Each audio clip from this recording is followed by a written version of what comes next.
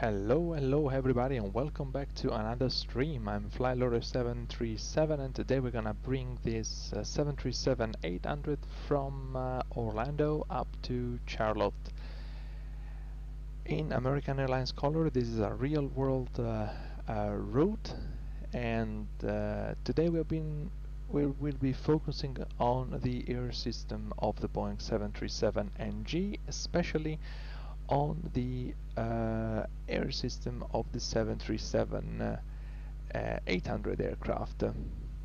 Well, without further ado, the aircraft is now being serviced, and let's jump into the cockpit after the completion of the walk around.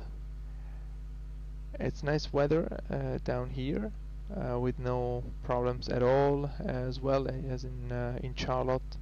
Is nice weather as well up there, and most probably we're gonna have to overtake a front in the middle between northern Florida and Georgia, but we don't expect any problem. Maybe some light, occasionally moderate turbulence along the road, but no other problems.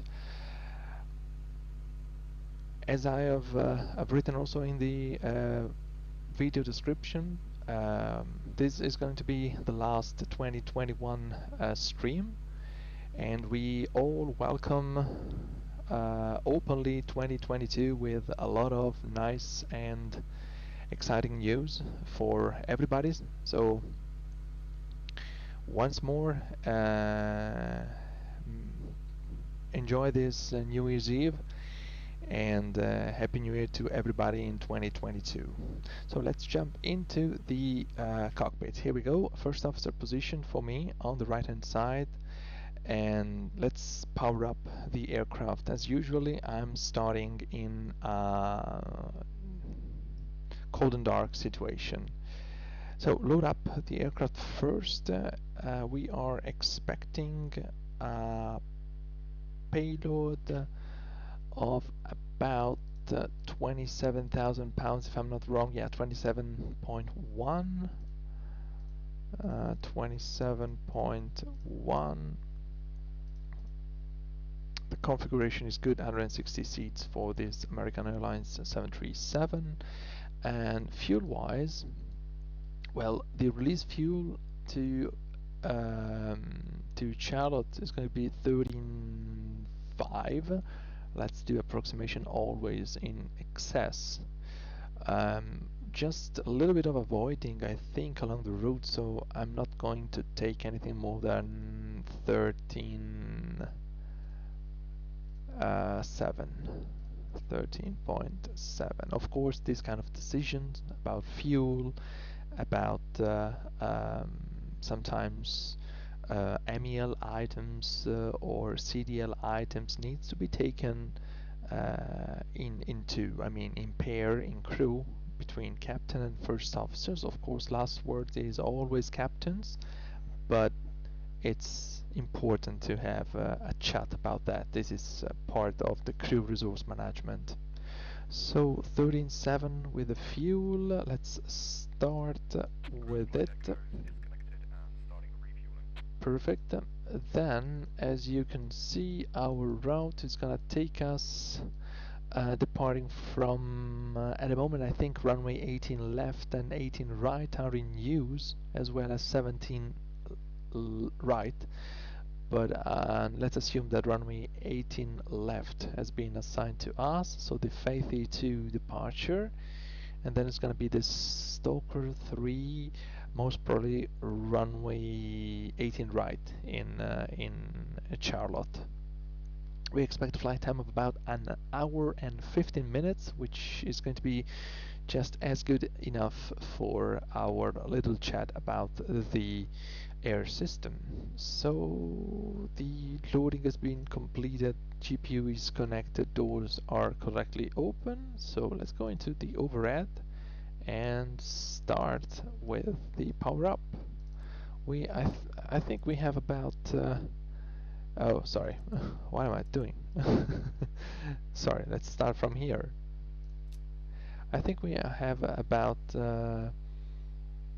25 minutes to schedule departure time. So this is powered on, gears, lever is correct, the flap is correct as well. So let's jump ahead. I'll try to be quite quick in this condition and in this procedure. Okay, we check the oxygen, which is good. Then we go down, yaw damper, cross feed, and of course in the 737 I never mentioned it. I will be streaming in the future something about also a stream specifically about the fuel system. Thank you so much for the refueling, so we can put the seatbelt sign to on. I was thinking I will be doing a stream precisely about the fuel system, and I will be talking in a deeper way about it. But in the 737 there is no way to transfer fuel. We can only perform cross-feed, but we cannot just transfer fuel as, for example, in the Airbus family or in the bigger Boeing wide bodies. Yeah, there's a limitation, or actually it's not really needed in the 737. We're expecting a cruise altitude of 35,000 feet, and Charlotte has got an elevation of 750. So let's go 750, and all here is correct. Perfect. Let's have some light, even though it's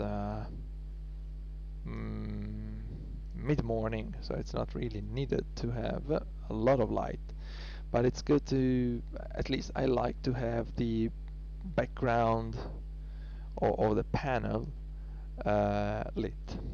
Not exactly the background, but the main panel and the main panel on the right hand side for the FO side that are lit. So let's put some thing in the right place, and altimeter setting here, let me check. Altimeter setting here, we are in Orlando. We go, latest is going to be 3002. Set, perfect. Then here it's correct, and then we go for some tests down here. Perfect.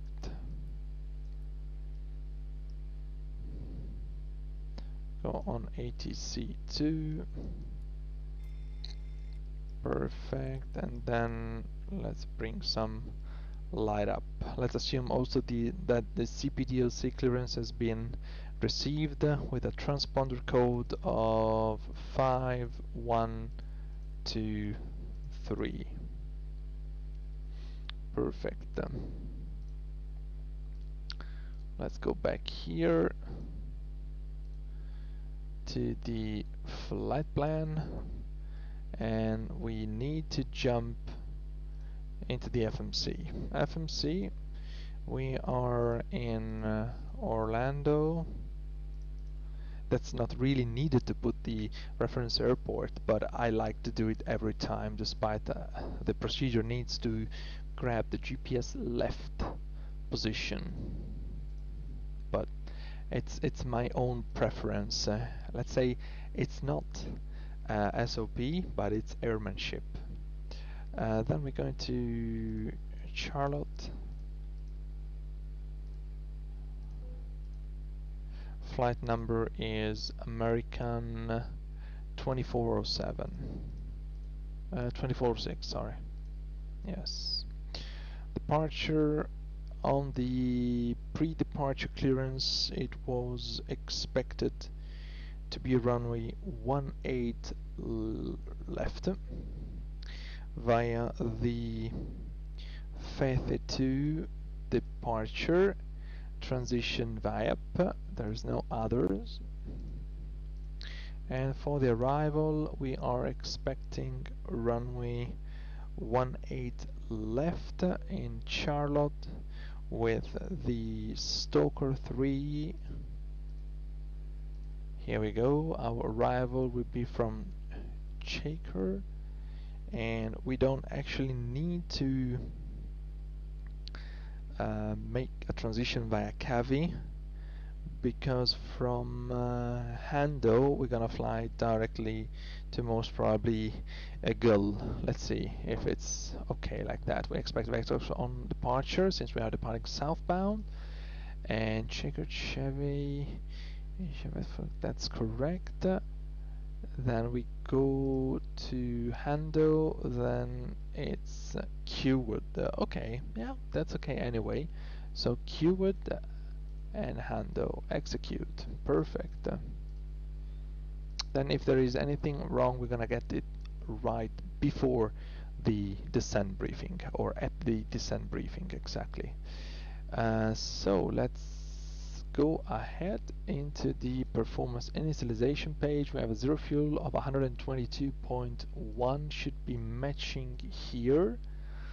122.1 and 135.6, it's almost matching, that's right. The reserve fuel, we want 3.4 for this leg. Cost index is 48. Cruise altitude 350 as we said before. Cruise wind 271 knots. And temperatures deviation +6. I don't really believe into this +6, but this is what a flight plan system says, so let's trust it. And now it's time for some departure performance calculation with our separate tool. Departing from runway 18 left, full length, and we have a cross weight 135.8. Let's take the same weight, 135.8, despite we're gonna burn some fuel on taxi, but for safety margin I'd like to take the same fuel, or it's almost my company's SOP to add the £1,000 on the expected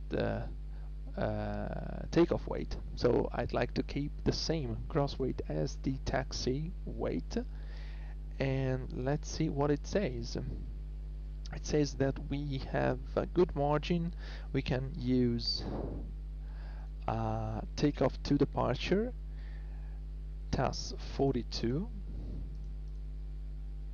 which is correct. Then we expect a direct climb up to 15,000 or more, so we select already climb here.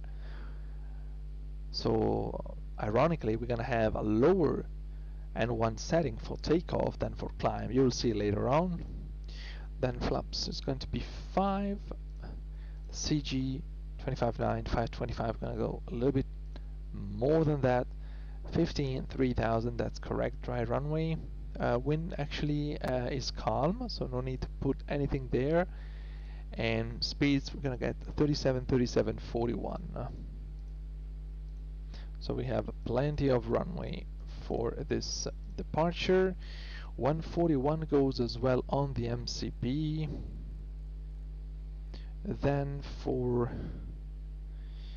the departure we expect a left turn 141 degrees at 600.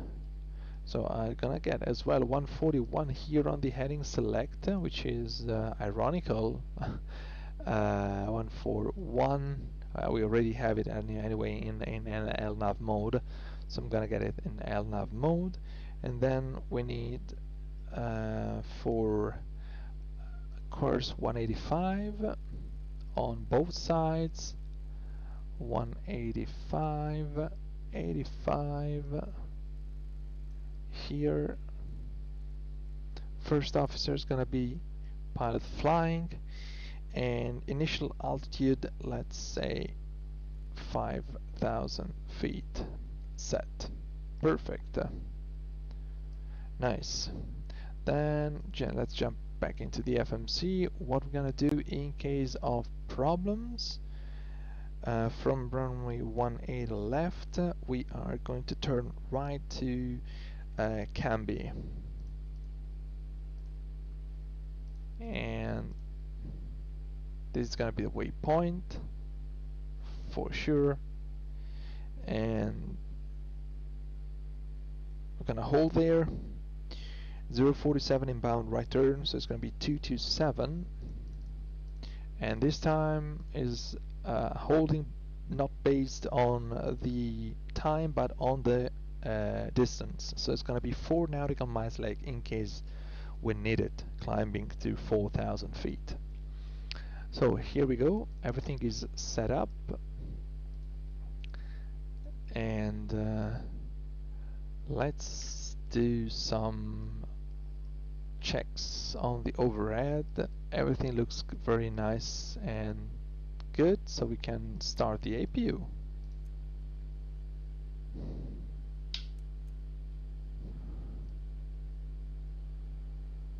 Let's see, it's starting. It should be holding for 3 seconds in position start, but it was more than sufficient. Nice. In the meantime, we can remove the fuel truck, we can remove the loaders, and we can also close cargo doors. We have about 9 minutes to departure time. APU is available and on bus. Let's start our chronometer, and everything else looks pretty nice. We can also remove the GPU as well visually from there. Perfect. So now the GPU has been removed. It's a lovely day here.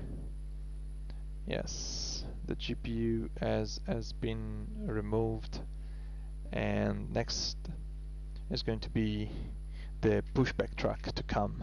Perfect, nice. So what about the air system? A little bit of air system in the pre-flight to start with. Okay, in the overhead panel, the air system is the right side. The air system is divided into 3 sections mainly. We have a temperature control system up here, divided into 3 zones. The control cabin, so the cockpit, forward cabin, the first half, the forward part of the passenger cabin, and the aft cabin, which is the half back part of the cabin. Then we have an air distribution system, and here, that we are going to use to pressurize, condition, and start the engine. We have 3 functions of this air distribution panel, and then we have a pressurization system, which is down here, and of course it's pretty self-explanatory, so it is needed to pressurize the aircraft, keep it pressurized during the flight. In the modern jetliners, the engines are started using air coming from the APU, as you can see depicted here. From the line, APU air is coming to the left engine, to the number 1 engine, and through an isolation valve is going to go as well to the right engine. So that's the main reason why we need air to start the engine, to start the rotation of the turbine and the fan. We are taking this air from the APU. We're gonna need and see it better during the startup sequence. Quick briefing for the departure on the AVITAB. What we are going to do in Orlando is to have sorry, we go to airport info. So this is the airport chart. Here we are parked at stand 55. Gonna push back, then via Bravo 6 and Bravo taxi we're gonna go all the way up to Bravo 1 rolling point 18 left. The departure is going to be the Fathy 2 on plate 20-3 Charlie, 26th of November 2021, and we expect at 600 feet left turn heading 141. Then the vectors will be provided to Buffy Point, MSA 3000 all around, and then we're gonna fly Fathy 14000 or above, and then we have this transition Medpoke 16000 or above, Big Kenny and Viap, and it should be matching here.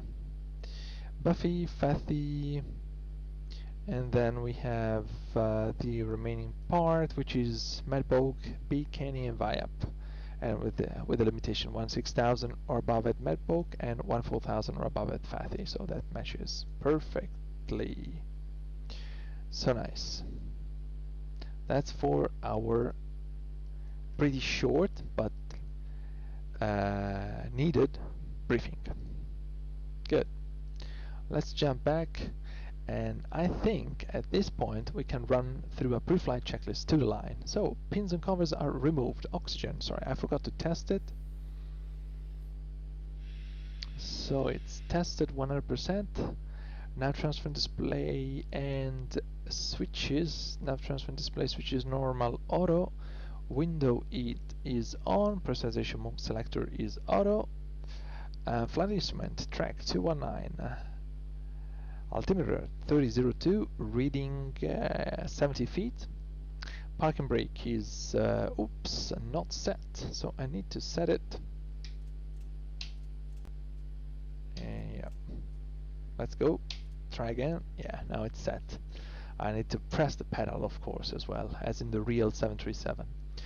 And engine start levers cut off, and taxi and takeoff briefing is completed. So let's go ahead, and we have everything removed here. We can close the main door, and we just release the brakes for a second. Okay, so the jet bridge is removed.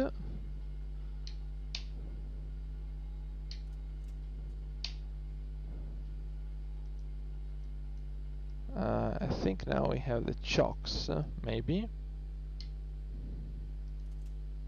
or the chocks are not set. I'm not sure why I cannot really engage the parking brake, but I will do my best. Anyway, the chocks are set in place, so now we can call for pushback. Start the flight, call for pushback. We want to be pushed in this position here, and the tow truck is coming.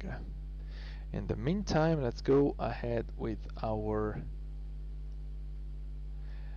flow from the fuel panel up there, saying okay, we have put the pin in place in the nose gear, so we can go ahead and put the ELEC hydraulic on. 1 minute, of course, has have elapsed. Like 7 minutes have already elapsed, so I can use some air coming from the APU to cool the cabin. This is for air conditioning purpose. And now it's important to have a look at here. What does this dual bleed amber light mean? If I do like that, the dual bleed goes off. If I put it back, it goes back. What does it mean? It means that we have bleed, so air, coming from multiple sources, dual sources. We have engine and we have APU. Of course, this sensor does not know if the engines are running or not, but it allows the crew to be warned at any time, even if the engines are not powered. Hey, look, there is a bleed air coming from the engine and from the APU, so that can be dangerous because there is no back pressure protection for the air to go back in the wrong direction into the engine or into the APU. So when this light is lit, I don't know why it has already started to push, but okay. Anyway, if this light is lit, we cannot advance the thrust lever more than idle. That's really important. So it has already started to push. Okay, anyway, no problem. I still need to do a checklist. So let's go ahead. Below the line, fuel. It's around 13,700 pounds on board, and we have 4 pumps on. Then passenger signs are set. Auto brake RTO, Seduple plan and ACARS completed. Takeoff speeds 137, 137, 141, MCP V2 141, heading 141, altitude 5000, and it's completed. Before start checklist. Flight deck doors closed and doors and windows are closed. Yes. Anti-collision light on. Transponder, we're gonna set it into alt report off, and radar and aileron trim is free and 0. Before start checklist is completed, now we can start the engine. Now to start the engine, what about the air? We need to cut off the air from the conditioning use of the cabin to use the full flow of air coming from the APU to start the engine, to move the turbine to start the engine. So what we need to do is to put the packs off, and of course I also want the isolation valve to go into the auto position, because now we want the system to operate in a separate way. So like the right engine is giving air to the right system, to the right pack, and the left engine is giving air into the left pack. So the pushback has been completed. Let's see if I can put some parking brakes on now. Okay, now it works. I don't know why it was not working before, but yeah. Now starting engine number 2. Now the duct pressure increments above 30 psi. 30 psi is the minimum air pressure required to start the engine. Otherwise, we are not able to move the turbine spinning inside of the engine. And that's good. Fuel on. Perfect. And as well, we are on time. Huh? That's good. 56%. Static it out. Very nice. And number 2 is stable. Starting number 1.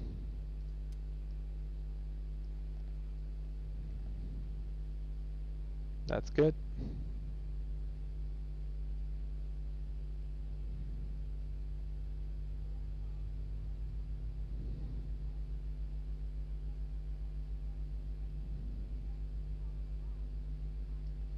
We also have N1 rotation.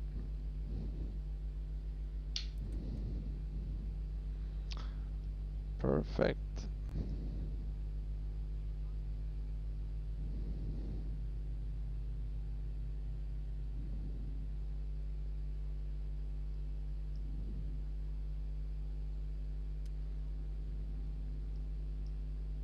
And static it out. Perfect. Engine number 1 is stabilized. Okay, thank you very much for your help. We had 2 good engine starts. May disconnect, show us the pin, and have a very good day. Perfect. Then over it again. Let's start with the flow. Everything looks good here. So generators, probe it air in this way, not to damage components.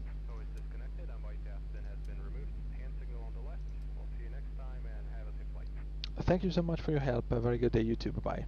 So now we are excluding the APU. Now, as you can see, the dual bleed light has been extinguished. So air is coming on from the engine. We have excluded the APU system, and we are pressurizing and conditioning the aircraft using air coming from the 2 engines. That's what we want. Okay, there we are with the pin inside. Then the flow continues like that, and now we want to perform a flight control check. Full up center, full down center, full left center, full right center, and now we want to go rather left center, rather right center. Perfect. That's good. And what am I missing? Flaps, of course. Flaps 5 for this departure. And before taxi checklist. Generators are on. Probe it on. NTI is not required. Air conditioning and pressurization packs auto. Isolation valve auto. Engine start switches continuous. Recall checked. Engine start levers idle detent. Flight controls checked. Ground equipment is clear. And flaps 5 planned, 5 green light. APU is off. Before taxi checklist is completed. Okay, we have been cleared to taxi as briefed. Will be Bravo 6, Bravo, Bravo 1 holding point, runway 18 left. Clear left, clear right, and parking brake is off. Here we go.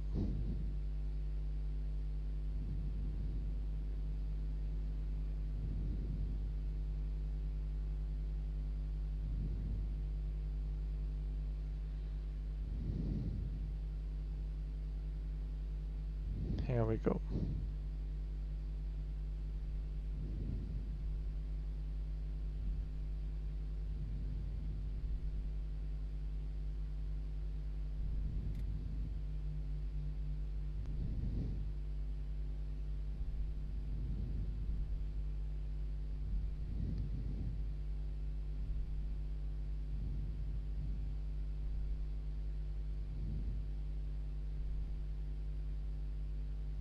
This apron is quite tight anyway, so it's important, I think, not to run too much in this area. Then as soon as we join Bravo 6, we can of course increase our speed.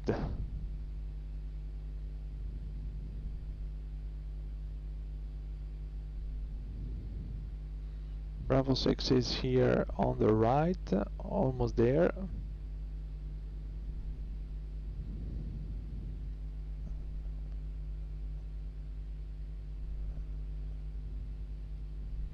There we go, sounds good. And from Bravo 6 we can cross the Charlie taxiway to join Bravo.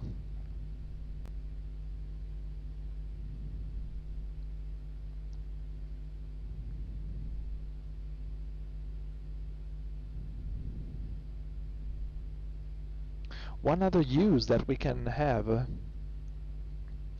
for the air system, for the air in the 737, like in the majority of the nowadays airliners, is anti-ice. Anti-ice is like a separate chapter as well on the flight crew operating manual on the FCOM, but a lot of systems inside of the aircraft are linked together, and the air system makes no exceptions with the NTI system. Whenever we need the engine NTIs or the wing NTIs, then of course we need air, because in the 737 the wing NTIs and the engine NTI systems are produced by spilling hot air from the engine. So on the ground we can also use the engine NTIs anytime we have these icing conditions. For those who are a little bit rusty on the icing conditions encountered in modern airliners, we can say that anytime that the total air temperature is 10 degrees or less, 10 degrees Celsius or less, and there is visible moisture in the air, and for visible moisture we mean clouds, we mean fog, we mean precipitations of any kind, can be rain, can be drizzle, can be whatever. Then there are icing conditions. In this case we need to use engine NTIs on the ground in the 737. If there is a lot of precipitation ongoing, we can protect also our wings to the point when we are starting the de-ice. Then if the de-ice is done with type 2 or type 4 fluid on top of type 1, then from that point on, after the departure, after takeoff, we cannot use the wing NTIs any longer, but of course we must use the engine NTIs. I will talk deeper about the NTI system in a separate stream that maybe is going to be the next stream. The first stream of 2022 will be an NTI's dedicated stream, since we are also in the winter season.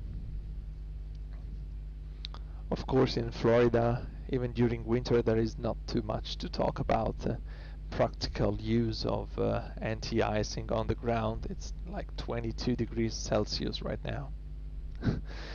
So anyway, the cabin is secured, passengers are seated, and we are good to go. Approaching holding point Bravo 1, runway 18 left. The clearance from the tower is going to be American 2406, runway 18 left. After departure, fly heading 141. Wind is calm, clear for takeoff. So this is going to be our departure clearance. Of course, I'm using it departing LNAV VNAV, since 141 is also depicted in the initial route from the FMC. Oh, I forgot also to start the timer for the first officer. That's because the system or battery pushbacks started to push before I was actually ready for it.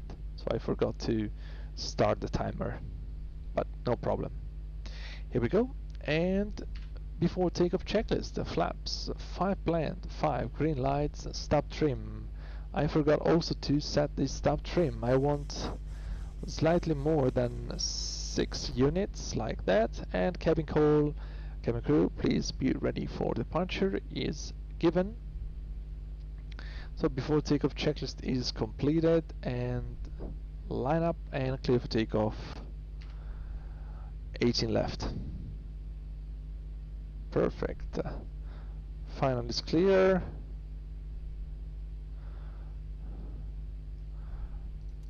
Some lights. I also forgot to turn, oh my god, the taxi light on. That's awful.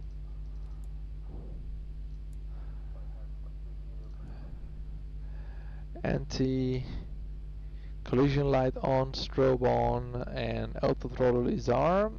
Perfect. Cabin secure, thank you. Have a good flight, you too. I'm also missing the transponder.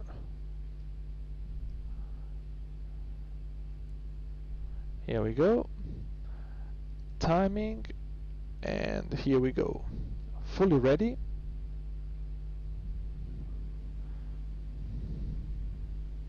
Stable. Set takeoff thrust and time.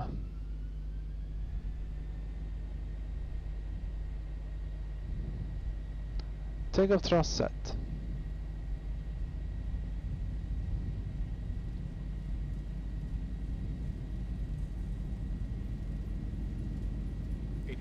Checked.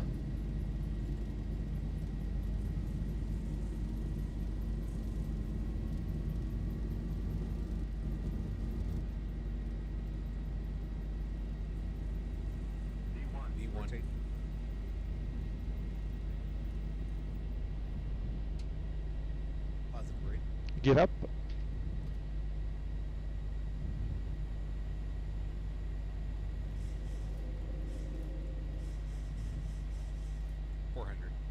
Checked. VNAV speed.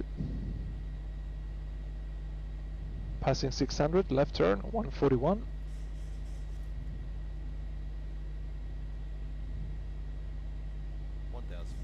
Checked.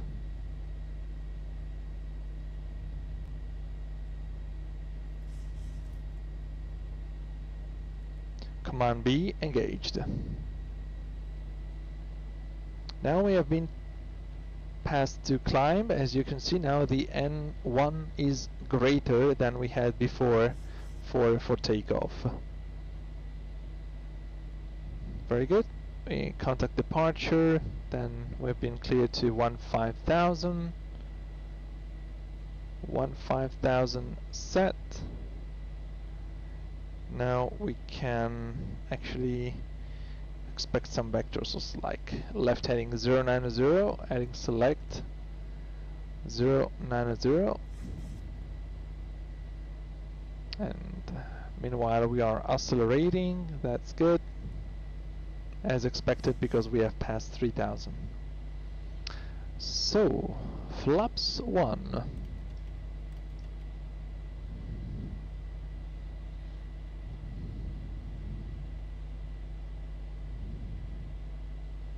And flaps up.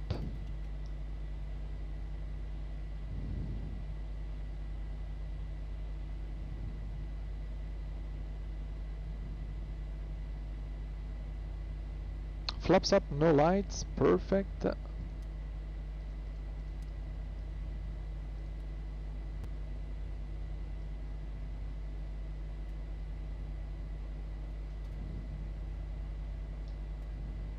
So nice. I forgot I have assigned a button to my joystick for it, so it's much better to use the button instead of moving the lever. That's good. As well as for my parking brake, I forgot them engaged on the joystick button I have assigned. Perfect. So now let's turn left heading north.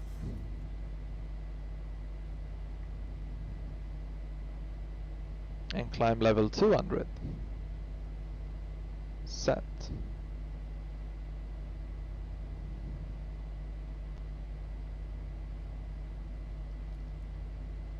I've also forgot to put the ECAS in the compact mode. That's part of the before taxi flow.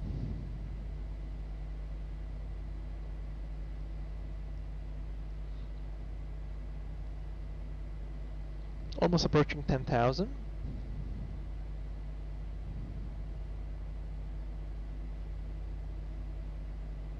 It climbs nicely.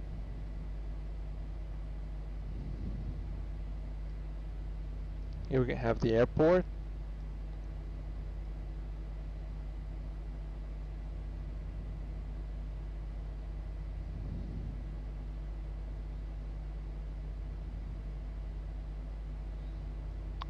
Perfect, 10,000, accelerating 295 climbing speed. It's really smooth, so seatbelt signs to auto, and we can proceed direct to Buffy. Is checked, confirmed, execute, LNAV, Elnav green. Perfect. Climbing 350. Our optimal is 390. We have too much headwind at 390, so we just keep 35, which is going to be good. We are expecting to arrive at 1657, which should be on time. Let's see. 1657. Okay, yeah, it's almost half an hour early, so it's nice. Sorry, what I was saying. 1657.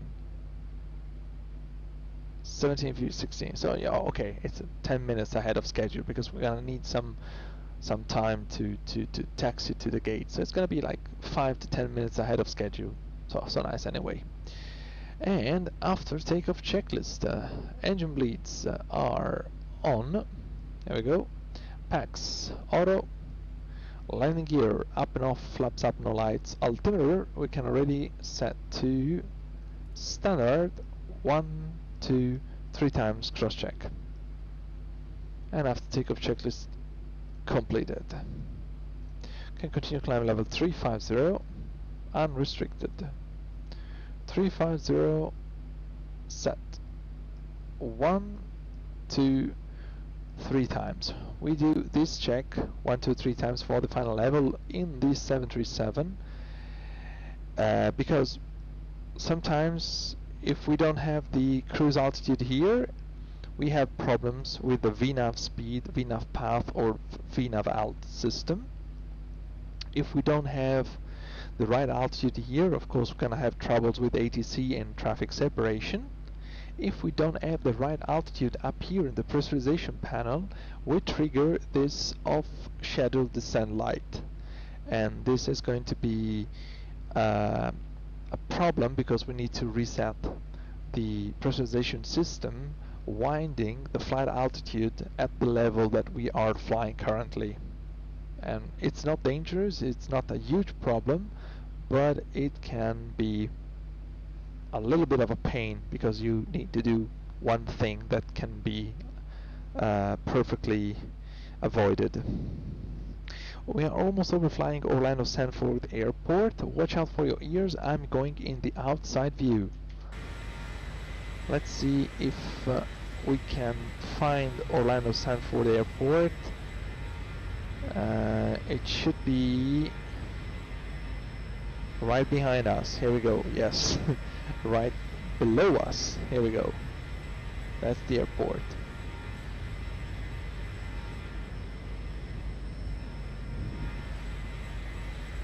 And down there we have Orlando International.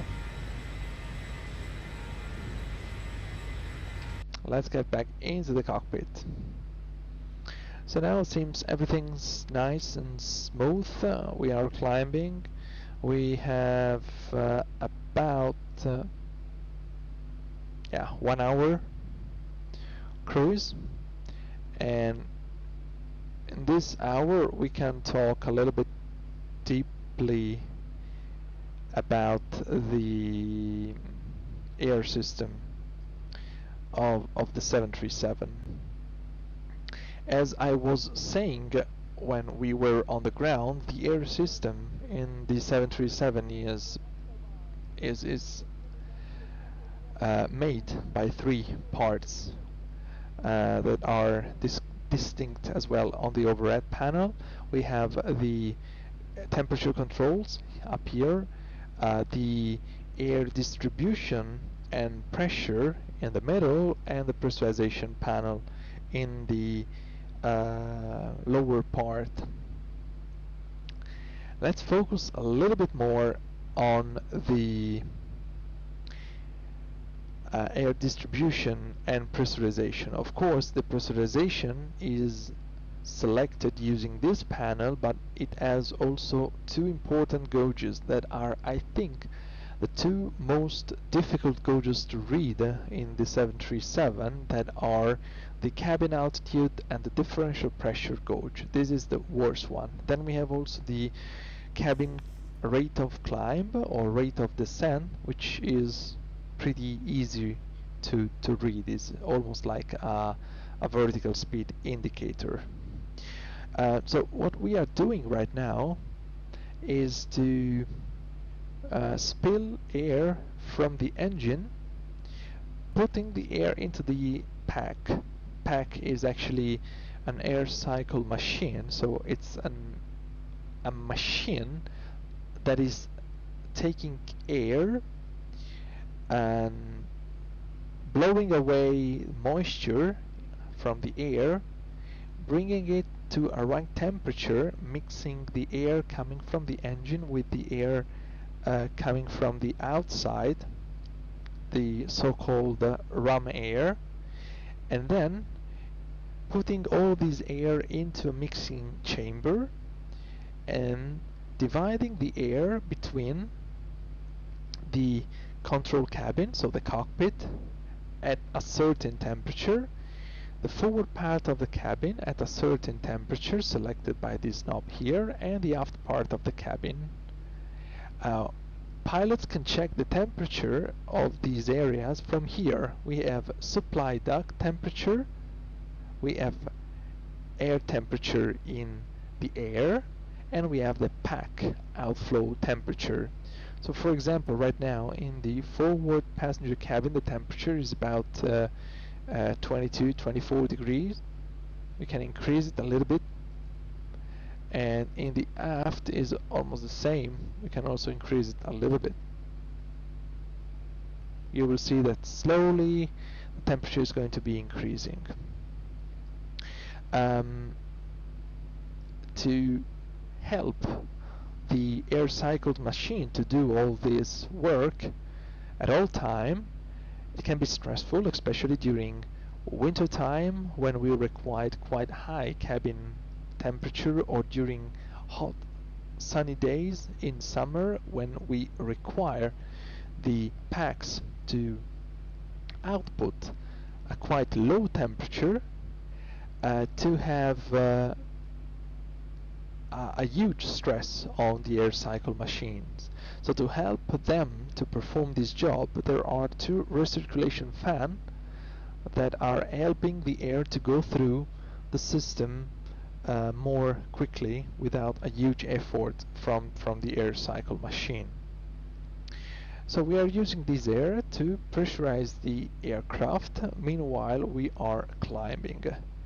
So we have a vertical speed of about 1,400 feet per minute, and we are climbing nicely out of our departure segment from Orlando, but we are aiming to 35,000 feet.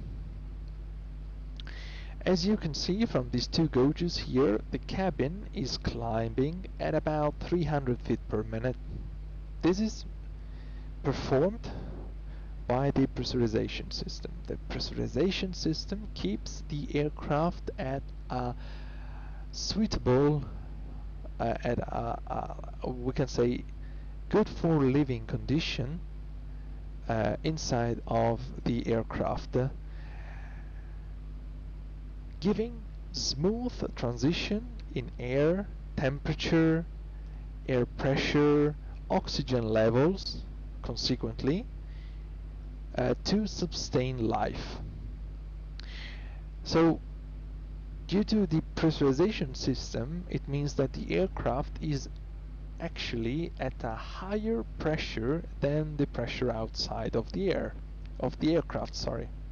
So for example, here we are at almost 30,000 feet. We are climbing at 350 feet per minute cabin rate, and the cabin altitude is the inner gauge here, about 6,000 feet. So for an altitude of 30,000 feet real, the aircraft is only at 6,000 feet inside of the cabin. So the air that is flowing, that passengers and crews are breathing inside of the cabin at 30,000 feet outside is only 6,000 feet inside. And then we have the differential pressure. It's the pressure difference between the air that we have inside of the cabin inside of the aircraft and the pressure that we have on the outside. So the real air outside. So that is actually what is going to be 7.246, 7.6 about. Yeah. Then we have this orange area here, which is a caution area, and then we have the red line where the overpressure valve kicks in, and it will relieve automatically air from inside of the cabin to the outside, and that's going to be a lot of pain in the ears because of that, and we don't really want that to happen. We need, especially during ferry flight, monitoring very closely the vertical speed, because sometimes when we are completely empty with no passengers, and sometimes with a very low amount of fuel, we can climb up to 40,000 feet with a vertical speed of about 5,000 feet per minute all the way up, and the pressurization system is not really able to stay in sequence with the cabin altitude. That is checked. Climb 350 and it's check 1002. Let's monitor the level off. So we're not really able to keep the pace with the cabin altitude and the vertical speed, and sometimes we are getting really close to the pressure relief valve to operate, and in that case we need to go manually into vertical speed mode, wind a little bit down the vertical speed, and of course the auto throttle will be reducing the engine thrust. So FMC speed, VNAV path, about 17 minutes after departure. We were not so heavy today as well. Perfect. Leveled off at 35,000 feet, and now we can monitor a little bit our systems. Everything looks really good and nice and smooth. We are just putting the engine into climb mode to have a little bit more margin in case of any problem. And I also activate the weather radar, since pretty soon down there we're gonna have some front coming, and we might need to avoid some weather ahead. That's good. So what I talking about? What was I talking about? I was talking about the pressurization system, of course. So that's really important to keep an eye on the differential pressure, especially when we are flying empty. So now, for example, at 35,000 feet, the differential pressure is about 7.9, and the cabin altitude is 7,000 feet. That's what we do have to keep the air inside of the aircraft breathable. What can we do with the pressurization system, with the air coming from the engine? Well, we have pressurizing the aircraft. That's one use we can have. We can start the engine. We can use it for anti-icing purposes, and of course we can condition the air inside of the aircraft itself. Well, what we can actually do as well is to utilize the air coming from the engine in the best way we want. When both engines are operating, we can actually use the air independently. As I was saying during the startup sequence, we have put the isolation valve into auto position. That means that the left engine is giving air to the left pack, and the right engine is giving air to the right pack with no connections between the two. But since it's in auto, the system automatically recognizes when there is an engine shutdown in case of any problem to the engine, and in that case the isolation valve is opening automatically without any activation by the crew to automatically supply air to the other pack from the live engine. There might be some cases where I need to act on the isolation valve manually, both in close and in open position. When can it be? Okay, one can be, for example, on the ground in it's like more a comfort situation than a real SOP or need. It's for comfort, just to have the isolation valve to open and the packs operating in high. I don't know exactly why in the real 737 if you put the packs on high they are quieter than if you put them into auto position, but it's okay.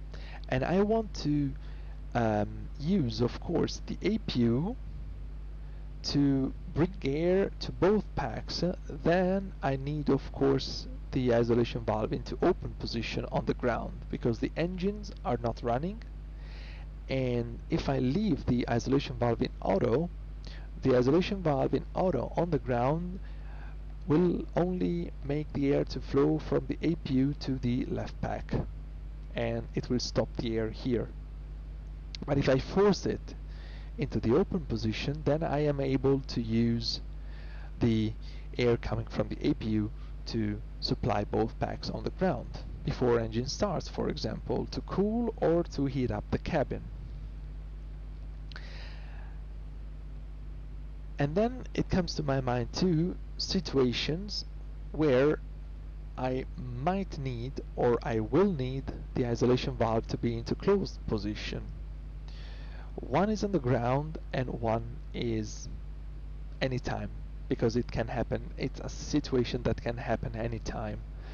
And one situation on the ground is when I want to do an isolated pack engine startup. What is that? It is a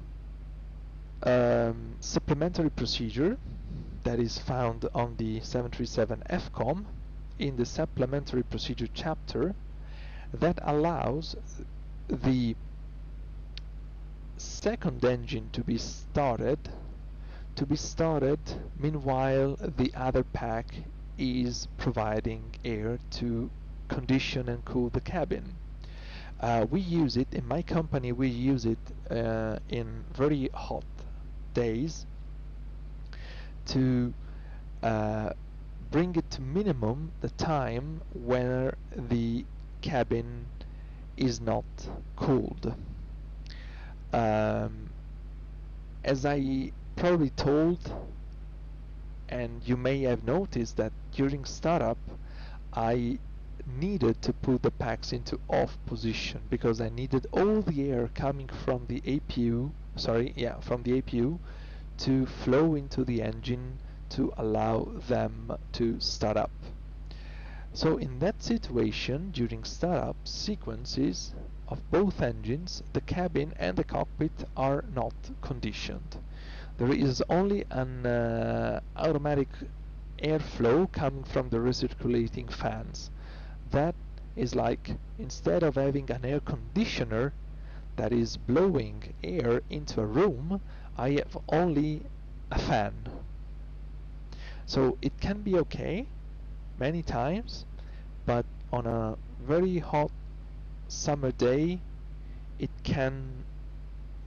just cannot be enough, and passengers can start to have discomfort and to experience some high temperature, especially because, just remember, at the back we have 160 passengers in this configuration, but sometimes some 737 can be configured up to 189, even more, like 200 passengers, for example. So it can be warm really quickly at the back during summer. So what we're going to do is to perform this isolated startup procedure. So in my company we turn on the engine number 2 first, and then number 1.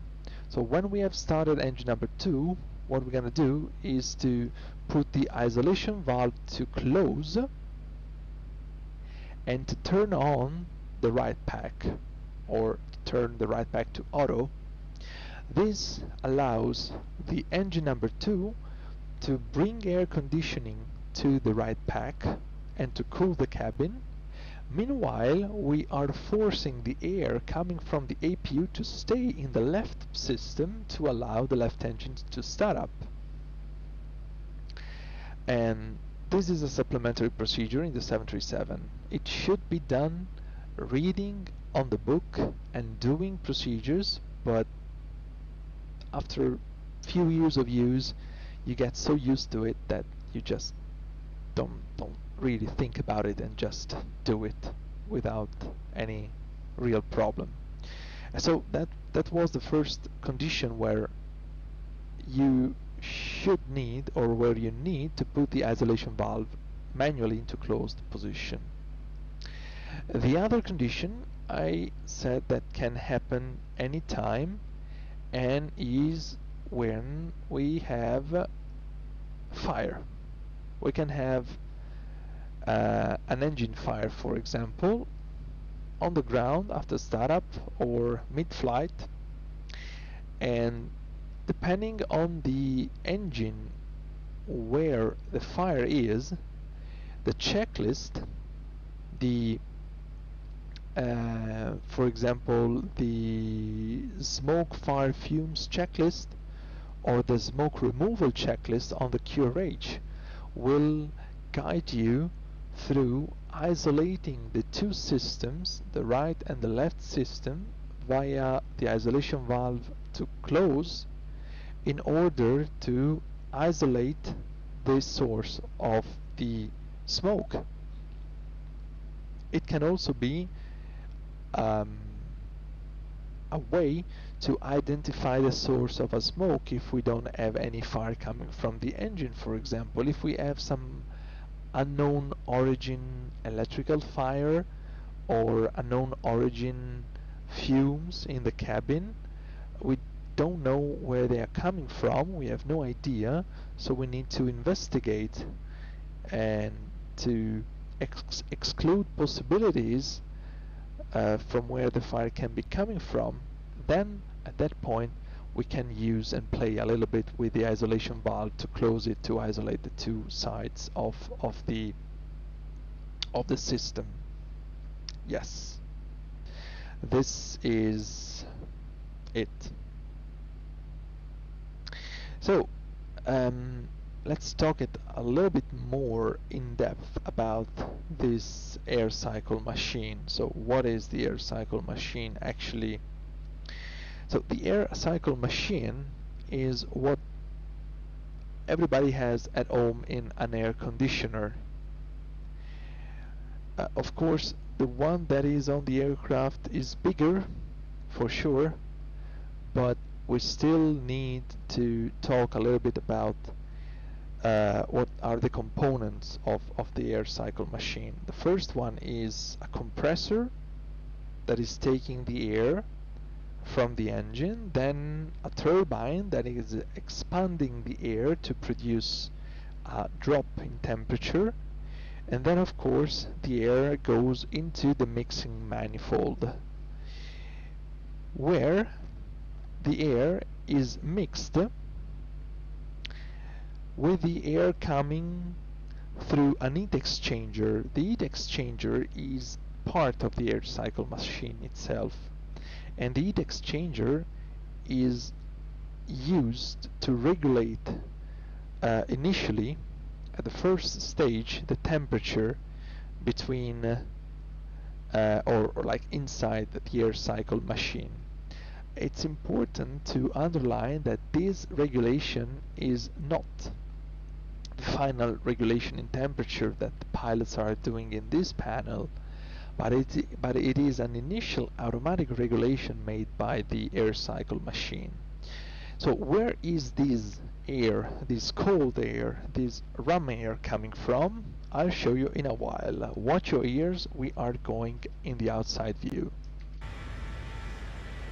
So this air is coming from here and here. These two, one on the right hand side, one on the left hand side, are the two rum air inlets. So the inlets that the outside air flow is hitting and the air is going in at the outside temperature. So for example, in this flight at this altitude, the air coming through the inlet is at -54 Celsius. So this is quite cold air that is working perfectly as heat exchanging air in the air cycle machine. And then when the air is going into the mixing manifold, then at that point is definitely adjusted in temperature using this knob here, for sure. Part of the system, part of the air system, the conditioning system in the 737 is also the HEPA, the HEPA filters. The HEPA filters are placed just before the recirculation fan. In that case, they are able to filter all the air coming through the recirculation fans before the air is actually going through the fans themselves. This allows, if I'm not wrong, the entire air of the aircraft to be completely filtered every 2 minutes. It's an impressive amount of capacity from these two HEPA filters. It's quite impressive anyway. So this is how the basic works in the air system used for conditioning and pressurization.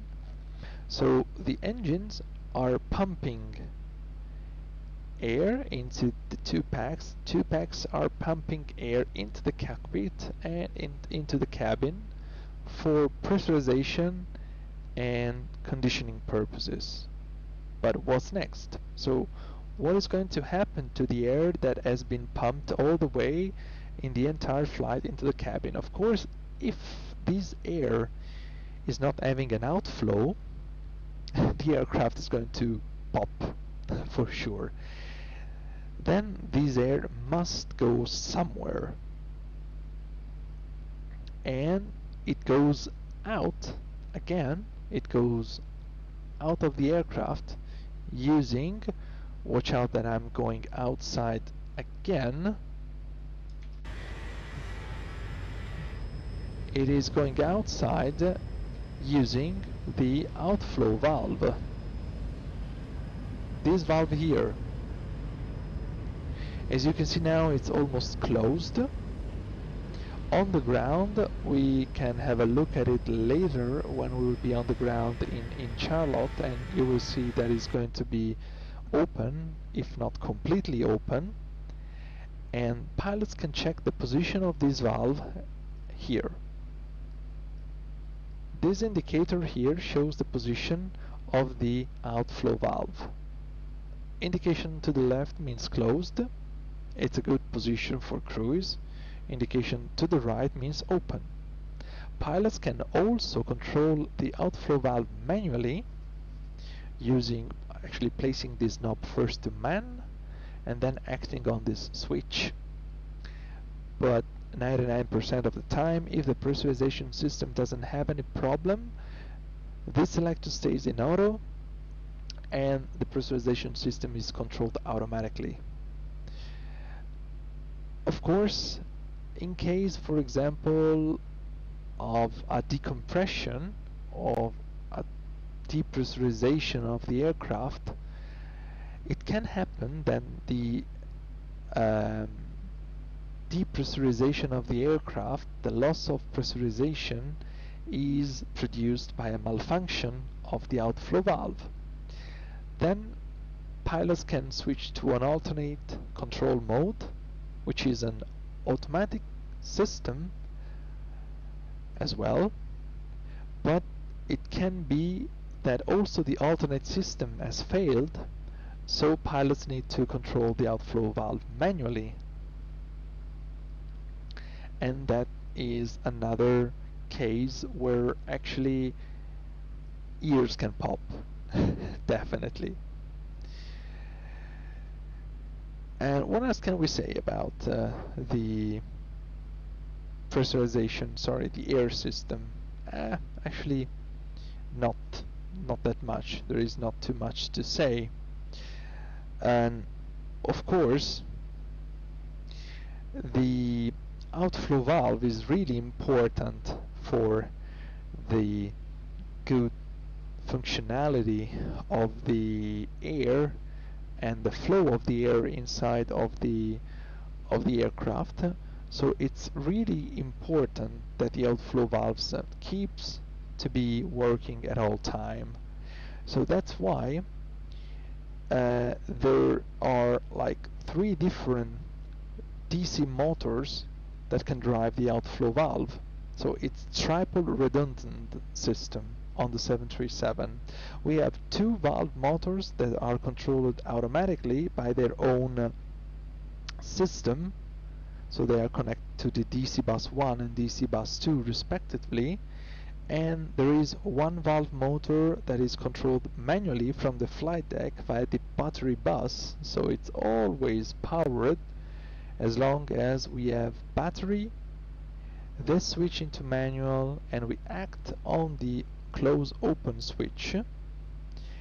That is also working, but for a rule of design, only 1 motor at a time can control the outflow valve. So if the auto system is set and I'm acting here, this switch is not operative. It cannot do anything at all, because we can control, or the system can control, the outflow valve, but only 1 control at a time is allowed, nothing more.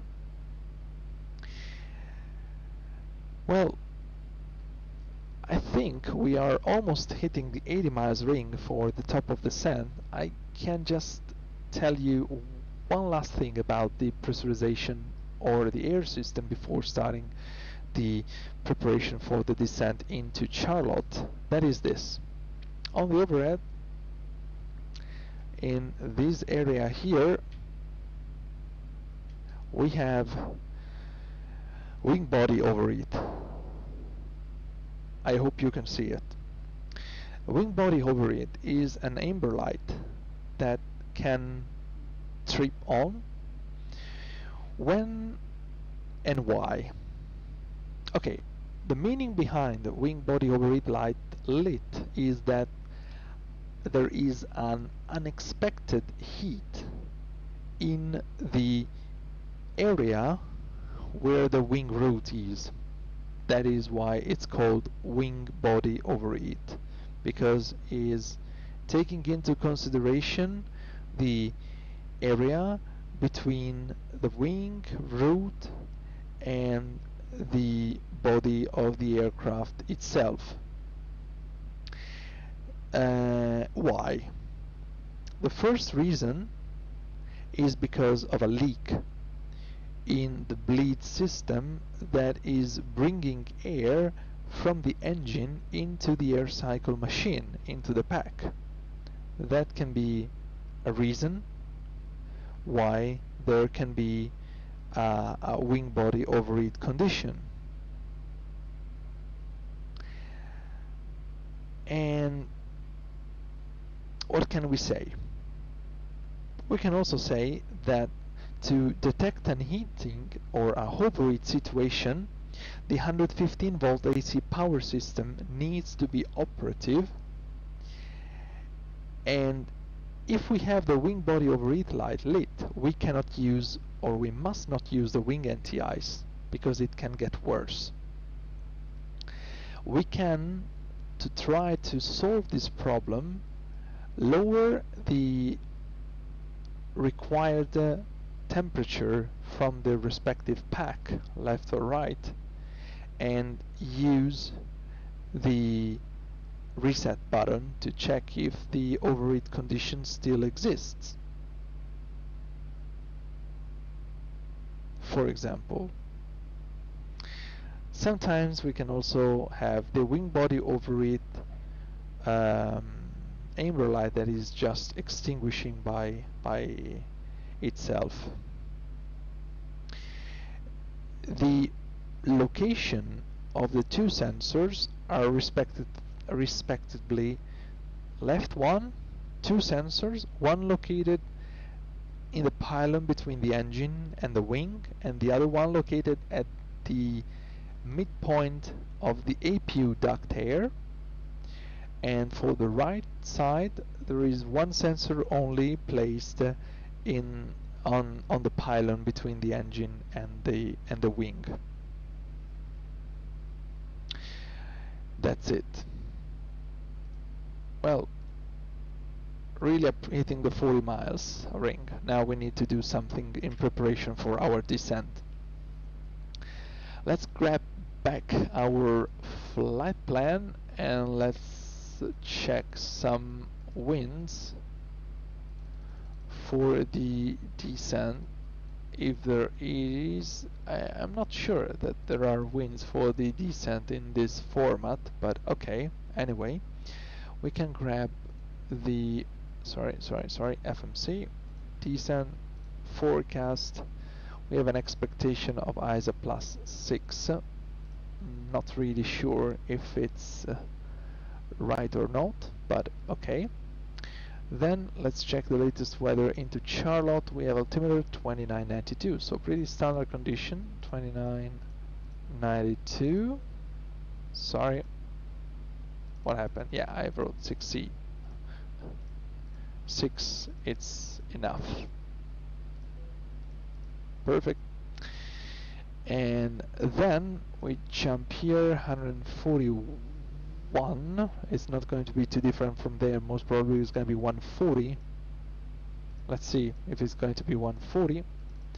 5 knots correction, 183 on the MCP. 183, 183 frequency, 110.35.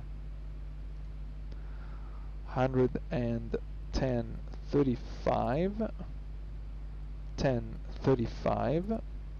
Then we are going to need some frequencies from Charlotte VR, which is 15.0, 15.0, and as well here 15.0. Perfect. Minima, it's going to be 1002 on the Barrow reference. That's definitely too much, so 1002 is set right now. Perfect. That's it. Then, as I told, the altimeter is going to be 2992 later on. 2992 is preset for later. Perfect. We are approaching top of the sun at about 23 miles. Time flies, literally, so we can perform the descent checklist. Pressurization, landing altitude 750 feet set. Recall checked. Auto brake, yeah, I'm gonna use auto brake 2. Landing data VRF 140 minimum 1002, and approach briefing. What to say about the approach briefing? Let's do it quickly right now. So let's grab Charlotte. Latest weather, as you can see, 2209, 10, few 1000, broken, overcast, 19 degrees, 2989, but this is pretty old. I have a new one which should change quite quickly into the sim as well, and the altimeter is 2992. Then I can close these plates. Charlotte airport, airport. Then I want the parking gates. I want the arrival route via the, what was the name of it? Stoker 3. Yeah, sorry, Stoker 3. And then I want the ILS 18 left approach. ILS 18 left is up here. ILS 18 left, perfect. Less than 10 miles top of descent, we can start descent, sorry. Let's say flight level 240 to begin with. So level 240, set altitude intervention, and let's go. If you don't know what altitude intervention button does, I remind you to my previous stream on the 737. It was a flight from Reno to Vegas, and that was an in-depth chat about the auto-flight system of the aircraft. So let's brief. We are on plate 10-2 Lima, 28th of December 2018, passing now Chaser.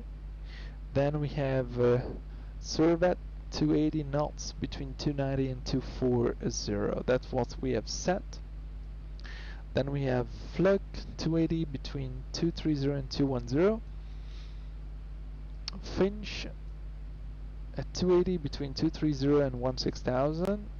Stoker at 270 between level 190 and 12,000. Lap at 270, 11,000, 16,000. Zimco 250 between 11,000 and 13,000. And then we have Doomy 11,000, 9,000. Pure Leaks at 210 knots, 9,000. Inor Hando at 210, 8,000, and then expect vectors to final approach after Hando. That's what exactly we have into our FMC. Going to plan mode, reducing the scale a little bit. Like Spage, we have this, Pure, Leaks, Inor, Hando, and then we're gonna turn left to Qwood for the ILS 18 left on plate 11-2, 1st of November 2019. And we have the ILS DME India Victor Kilo Quebec to be identified and set active, nav 2, nav 1. Final approach course 183 set, course 1 and 2. At Eagle 2400, Eagle 2400 is correct. Decision altitude 1002 is set. MSA 3800 all sectors, and airdrome elevation 750 was already set and checked. Notes, it says DME radar required. The radar required for procedure entry, simultaneous approach are authorized. Vertical guidance system indicator or slope indicator and ILS not coincident. Runway 18 left, helicopter visibility reduction below not authorized. Doesn't really apply to us.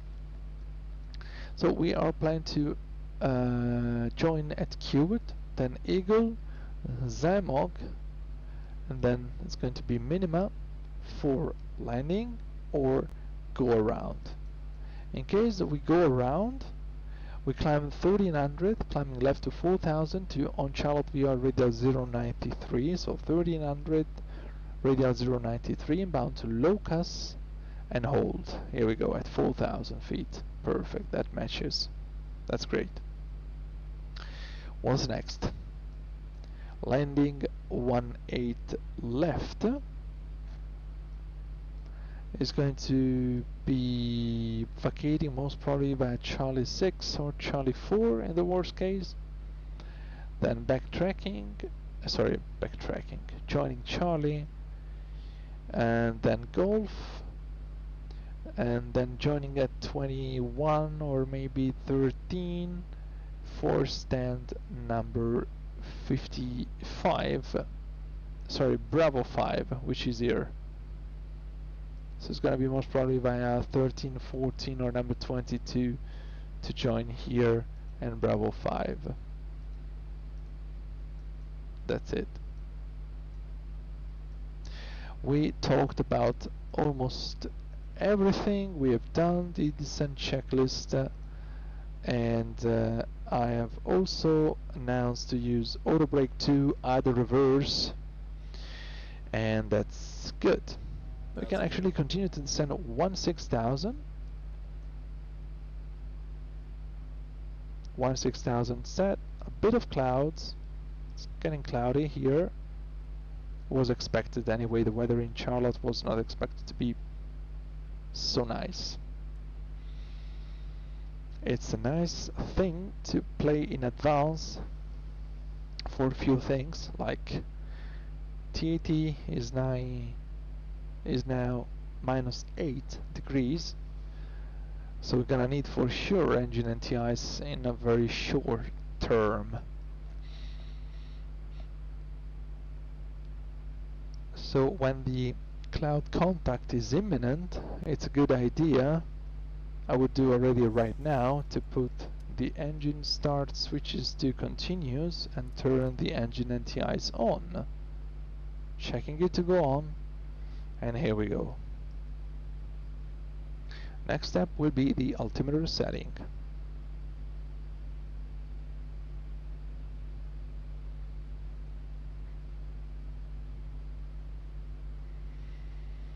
The aircraft is descending so nicely. So the descent checklist is definitely completed, because we had just one open item, that was the oops, sorry, I just cancelled the star. I need to bring it back. Here we go, perfect. So here we go, now much better. So it was just approach briefing remaining, so now it's completed and the descent checklist is completed.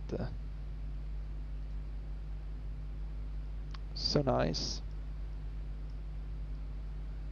It's going to be cloudy in Charlotte, even though not too cloudy and not rainy. At least it should be like that. We keep an eye as well on the situation here for the weather.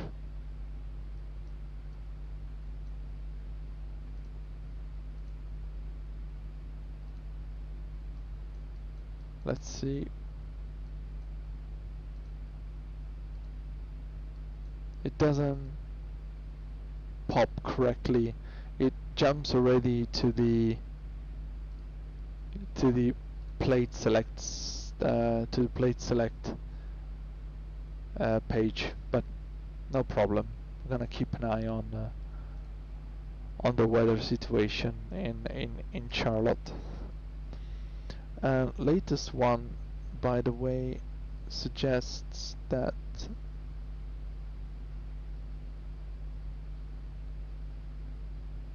wind is coming from the south 2207, 10 miles overcast at 600 feet now, It's quite low. Okay, the clouds now are getting lower and lower, so we can switch the engine anti-ice off for the time being, and engine start switches to off position. Perfect. That's good. Descending into VNAV, we are getting back on profile, and that's good. 16,000 will be our step descent until lap at least, so that's good. And yeah, we're saying 800 feet cloud base, so we expect to have a low cloud coverage in Charlotte, but anyway, it's not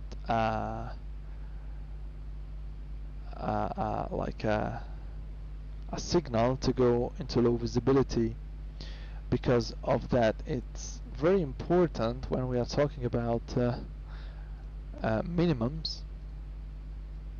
about the reference that we are taking into consideration. As you can see, we have a decision altitude of 1002 feet with a cloud base of 600 feet.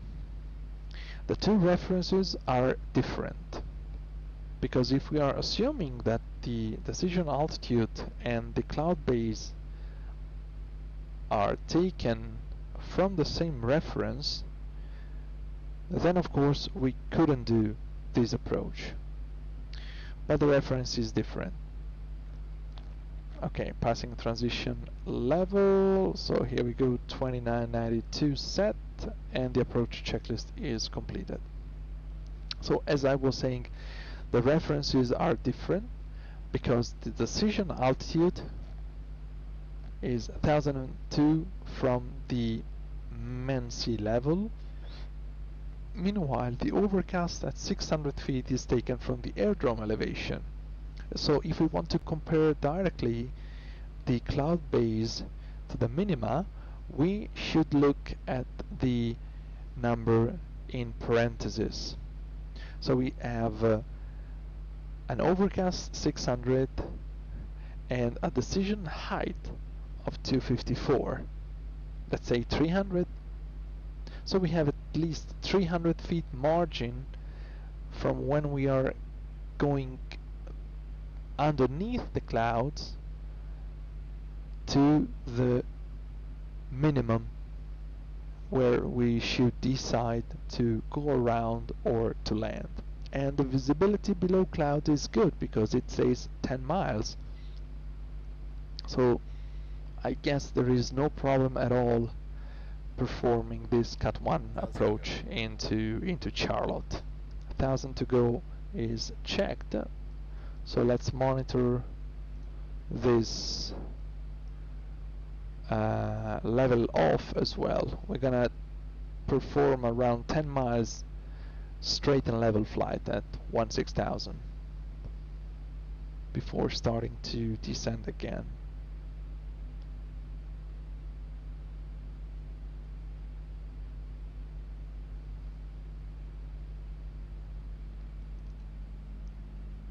FMC speed, we are also reducing speed at 270 knots.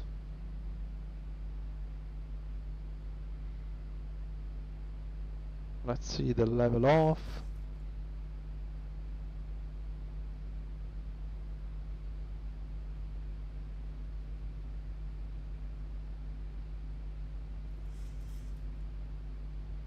And it is checked. Very nice. The profile now is coming down, lowering, and we are hitting it. Meanwhile, it's coming. Next step is going to be 1000 coming pretty soon. But at least in this step descent we are well away from the clouds, which is always nice when the temperatures are around zero like it is now. It's always nice to have a flight outside of clouds when there are these conditions. Okay, hitting the profile right now, so we can descend 1000, staying in VNAV path, retard, and the aircraft is descending. Very nice.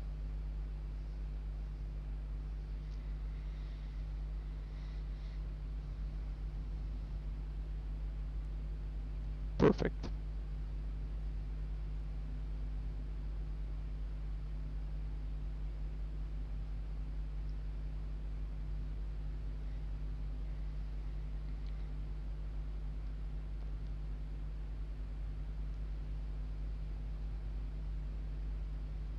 .270 knot is good in this segment. Then we will have to decelerate to 50 by Zimco, and we will be holding 13,000, so we're gonna stop descent at 13,000 until this point, halfway between Zimco and Dumi, in order to allow the aircraft to decelerate. Good. Approaching the airport, seatbelt signs to on, landing light on, runway turn off, wing light on. Perfect.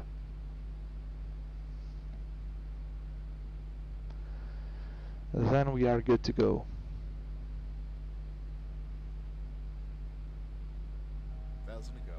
Checked.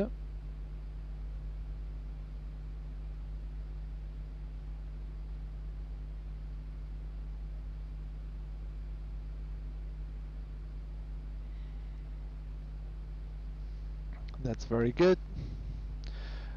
Now that we are descending, the cabin is of course depressurizing, so the outflow is still closed, but the airflow driven from the engine inside of the cabin is much lower than it was during climb or during cruise. So the aircraft is depressurizing, the cabin vertical speed is descending, and as well here into the cabin altitude indicator and the differential pressure indicator, you can see that both have decreased, so that in this way the pressurization system is working in the right way it should. Perfect. We are leveled off at 13,000, approaching the next step into the descent, and we can actually go all the way down to 9,000 since we are cleared since now.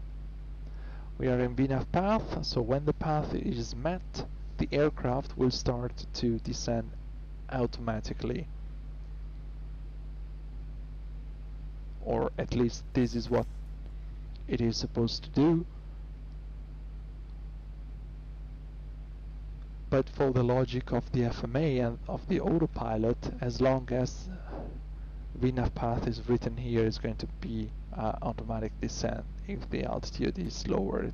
Yes, it is. Retard, thrusters are going to idle, and we are descending.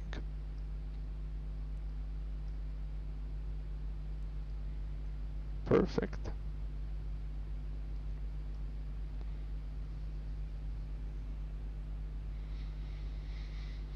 Let's have a wing view now that we are getting close to these very nice clouds. Oh yeah, definitely nice and puffy cloud. Really nice view. Other side.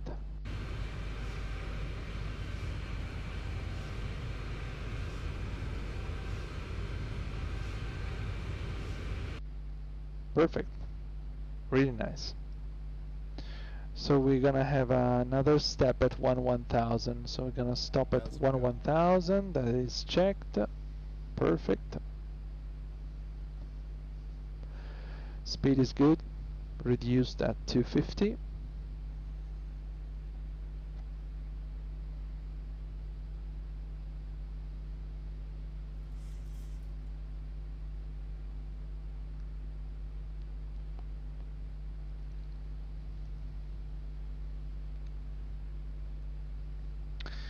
Then we're gonna have a really short segment just leveling off, and then we can already descend to 9,000. Yes, here we go. Still FMC speed VNAV path.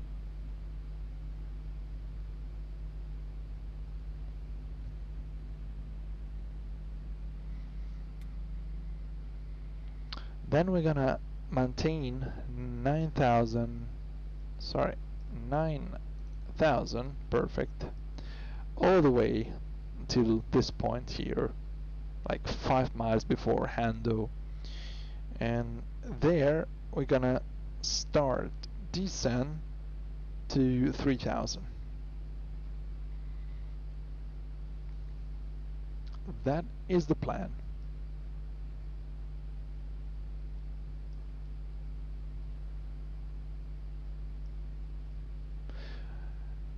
Engine anti-ice should not be needed. Should not. I think so. Because the temperature in Charlotte right now should be around 18 degrees, yeah. So should not be needed. 1,000 to go. Checked. 1,002.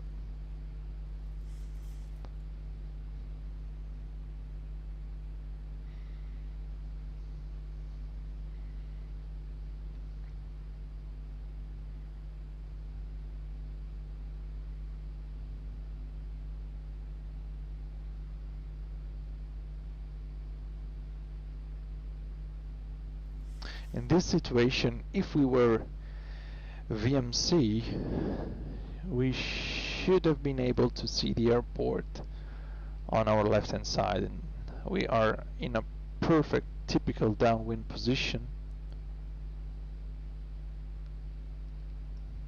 But today is definitely not the case of being in VMC. We have a low cloud coverage, overcast at 600 will be an interesting approach, despite it's not going to be a low vis approach anyway. But it's nice. Okay, speed is reducing to 10, which is our speed to be maintained at inner. Still 5 miles to run at 9,000, then we are going to descend 3,000.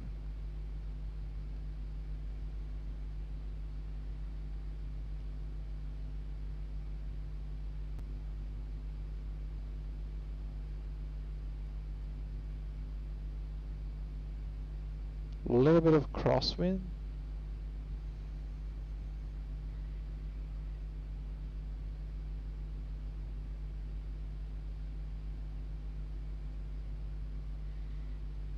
There is not too much to observe on the ground today with this weather. Yeah, here we go. Send 3,000. VNAV path we have. So it will start automatically. Retard.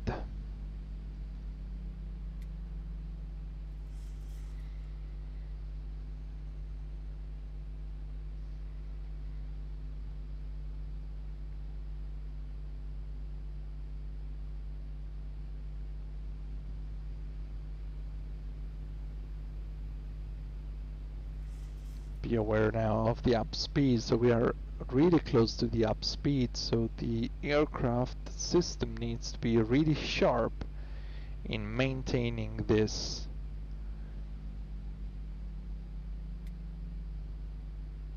To perform this turn, I would do it manually with heading select, because I'm not sure that LNAV is going to deal correctly with it. So I'm gonna step down one level of automation, go level change, go heading select, and turn manually into final approach. So here we go. Let's start with left turn heading 310.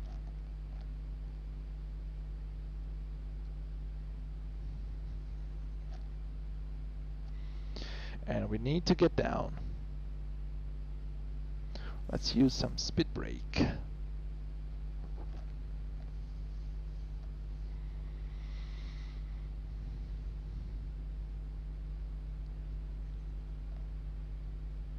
We can also get more help in descending using flaps. We can use flaps together with speed brake down to position 10. So let's start. Flaps 1.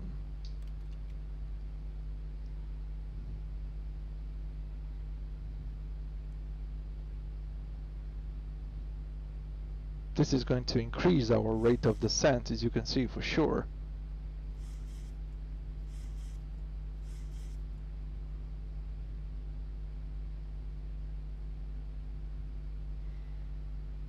Flaps 2.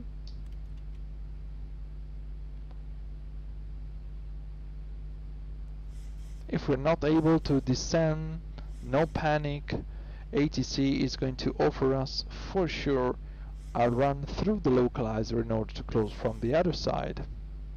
So it's perfectly okay.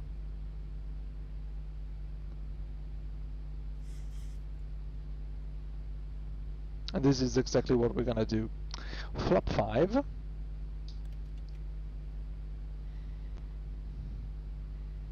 Let's go now left heading 270.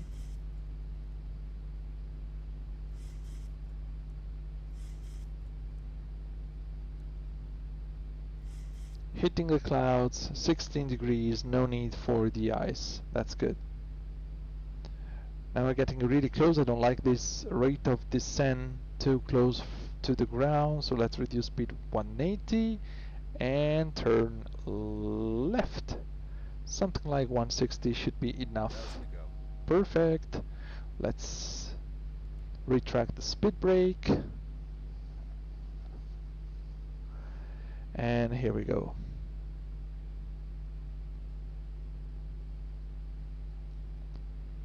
Fantastic. Then we can continue the descent 2400 feet. That is set.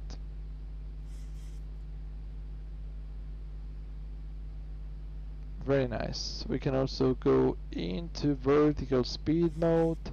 Something like, yeah, 700 is going to be more than enough. 1,000 to go. Checked. 2,500. And checked.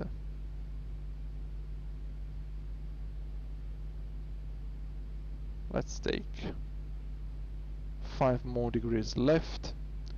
Clear for the approach. Approach mode is armed. So nice.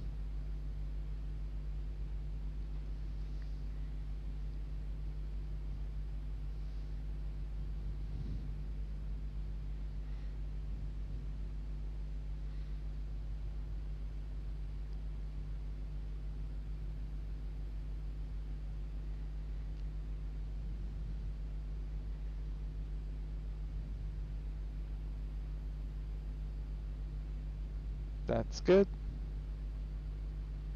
Warlock green, 183. Glide slope is almost there. Gear down. Sorry. Flap 15. Alt hold.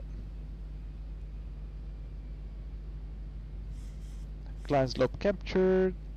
Missed approach 4000. Set. Engine start switches continues. Arming the speed brake.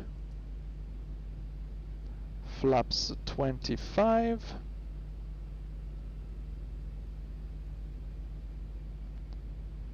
Flap 30.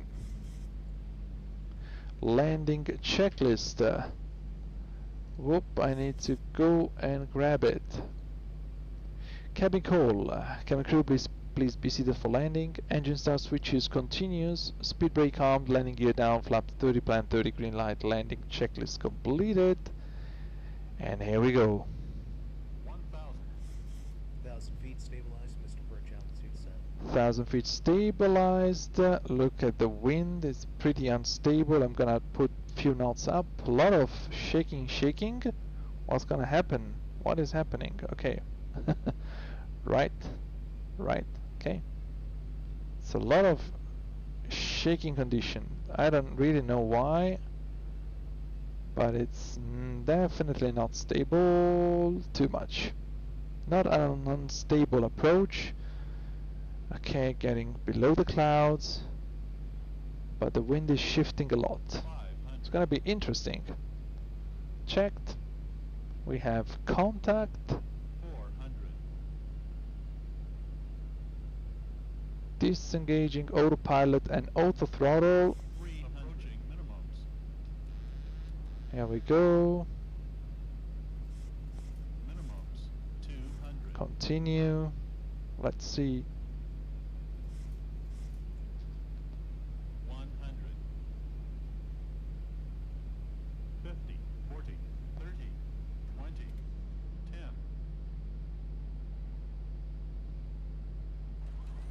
Here we go. Speed brake up. To reverses. 55%.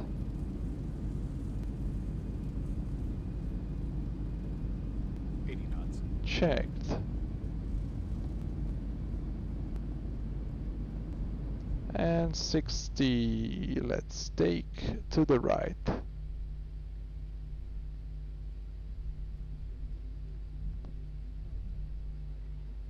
All the way to the right. Good. Taxi speed. Right side clear. Welcome to Charlotte, where it's not really sunny. It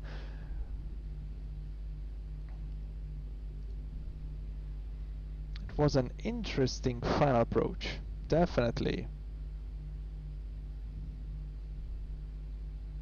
Here we go. Flaps are going to be up.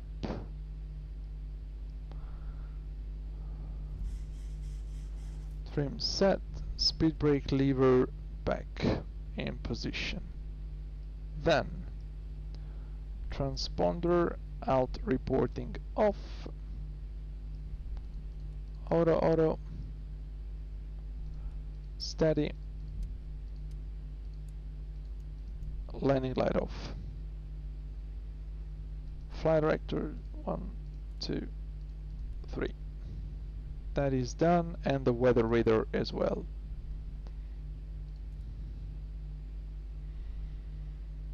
So what is our taxi? Yeah, now we're gonna take the left on Golf here.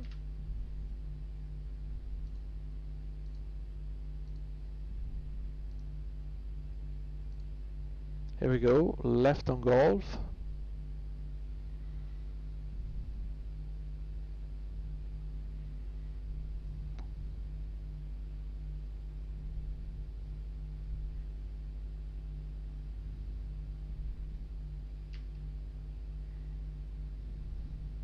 Can start the APU.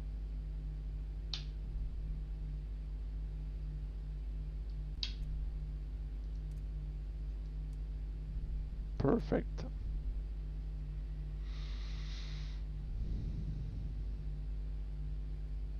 Crossing runway 523, which is closed, so no need to put the strobe light on.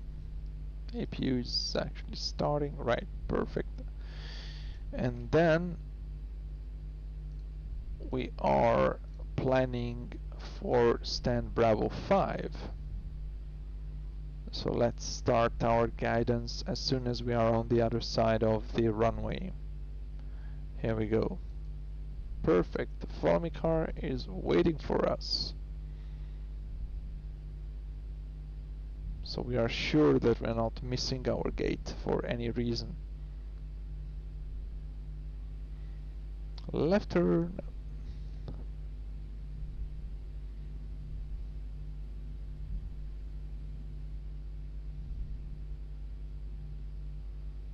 And now on the ground, as you can see, the outflow valve is completely open. So we have depressurized the aircraft.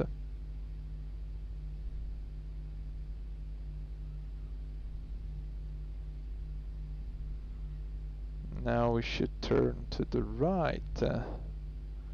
I'm not sure why is he going that way. We should go here to the right. I don't know. Let's reset it to stand Bravo 5.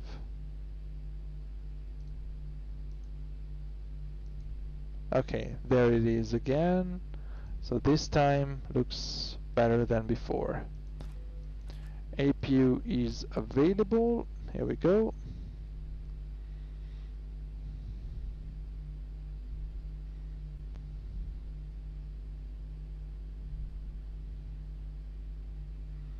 Perfect.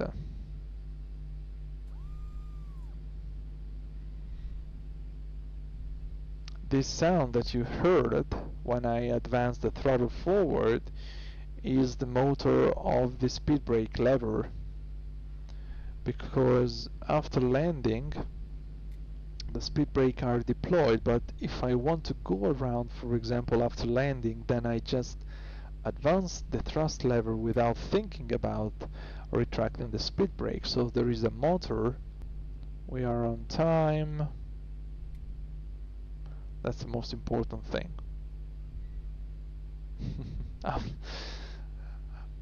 Behind safety, the most important thing is to be on time. Behind safety, of course. And very soon we should turn to the right.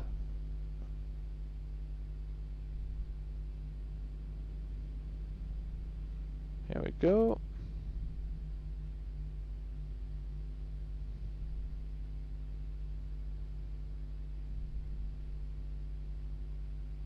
Perfect. Starts to slow down.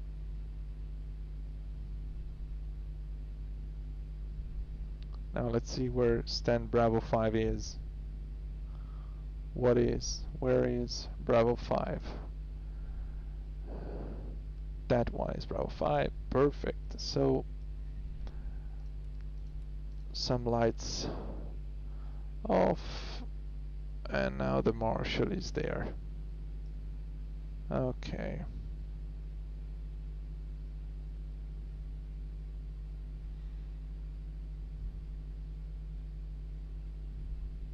I'm always going outside. Watch for your ears.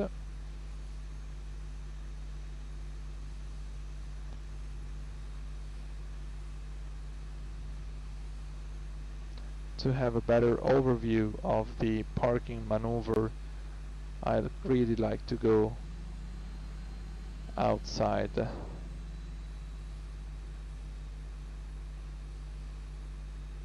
Because as well I do not really trust the marshals that are in the simulator.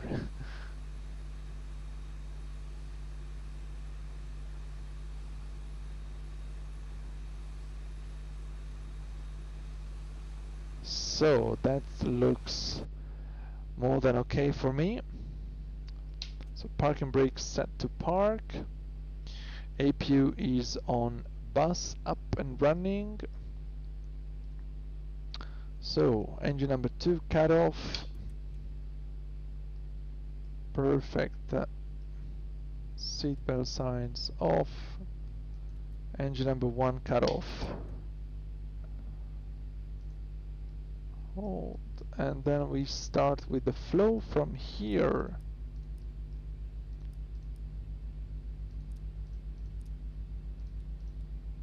Perfect.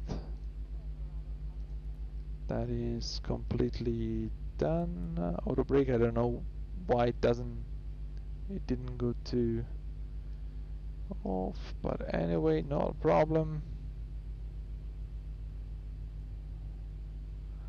2000 code, standby, and that's it. Now we can connect the GPU, the chocks, connect the jet bridge, open the cargo, let the fuel truck come in, the loaders come in, hydraulic pressure is dropping, and that's correct, and we can perform the shutdown checklist.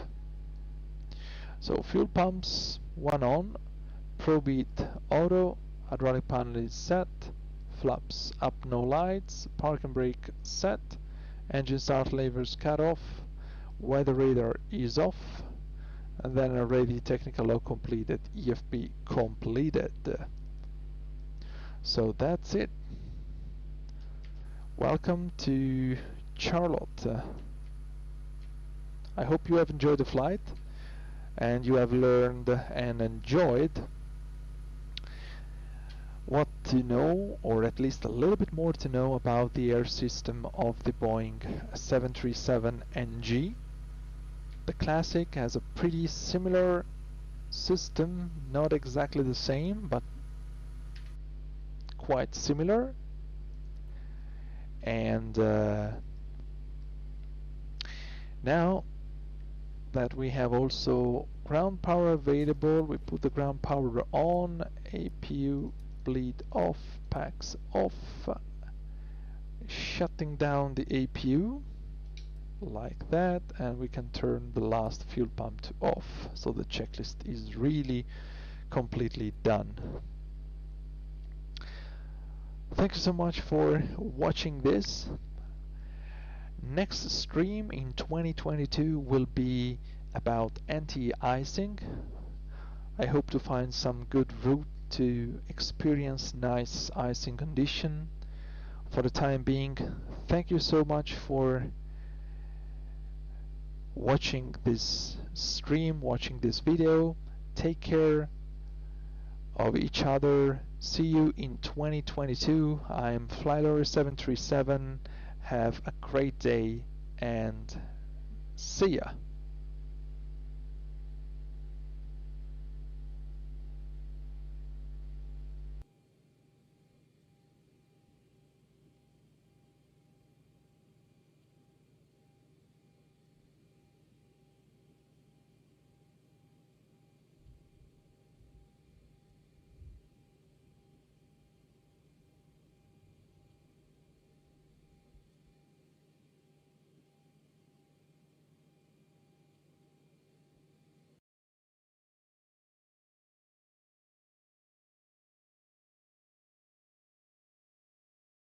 $2,500. 1,000 feet, stabilized, Mr.